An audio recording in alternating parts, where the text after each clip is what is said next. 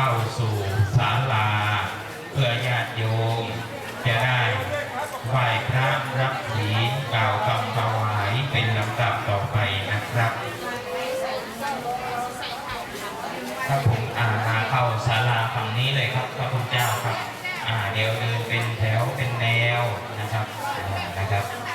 ซึ่งก็ถือว่ามีญาติโยมมากันอย่างหนาแน่นญาติโยมมากันอย่างเนืองแน่นตั้งแต่เช้าซึ่งถือว่าเป็นบุญในงานเป็นบุญเป็นกุศลเป็นแรงศรัทธาเรียกว่าพลังศรัทธาของเจ้าวัดสิริปัฒนารามยังไม่ทดถอยยังไม่ต่อถอยต่อแรงที่มีต่อกระแสพระพุทธศาสนาซึ่งก็ถือว่าวันนี้ทางทั้งหลายก็เป็นนักบุญนักศรัทธาที่มีจิตตั้งมั่นในบวรพระพุทธศาสนาเป็นอย่างดีวันนี้พระคุณเจ้าเดินทางมาจากตัวสารทิศตัวประเทศไทยรวมตุดงในครั้งนี้จะไล่คนไล่ฐานก็บอกว่าพระมาจากไหนกันมาก็ต้องบอกว่ามาจากตัวประเทศ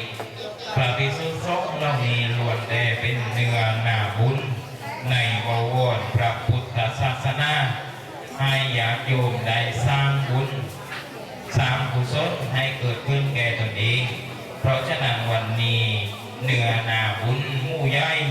ทั้งประมาณ80 กว่ารูปที่เดินทางมาจากตัวติดไม่จะว่าจะเป็นติดภาคอีสานก็ดีภาคเหนือภาคตะวันออก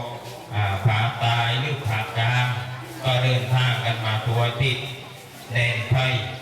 เรียกว่าเป็นการรวมพระสงฆ์ทั่วประเทศวันนี้ถือว่าเป็นโชคดีที่สุดของญาติโยมชาววัดสิริปัฒนารามอย่างที่สุดที่จะได้ต้อนรับคณะสงฆ์หมู่ใหญ่เช่นนี้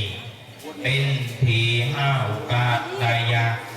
พอใช้เราไปทำบุญสัก9 วันก็ต้องใช้เวลาถึง1 วันแต่วันนี้เราได้ทำบุญกว่า80 กว่าวัด80 กว่ารูปก็ถือว่าเป็นสิ่งที่น่าอัศจรรย์ใจอย่างยิ่งเพราะฉะนั้นญาติโยมที่นำสิ่งของมาโยมก็ตั้งจิตตั้งใจอธิษฐานกันเสียก่อนให้ชีวิตของเรานั้นประสบแต่ความสุขความเจริญมีอายุมีวันนะมีสุขะมีพละปฏิภาณธนสร้างให้ขึ้นไปให้เราร่ำรวยสมความปรารถนาทุกสิ่งทุกอย่างเพราะฉะนั้นญาติโยมตั้งจิตตั้งใจอธิษฐานการเสียก่อนนี่ถือว่าเป็นโครงการที่ดี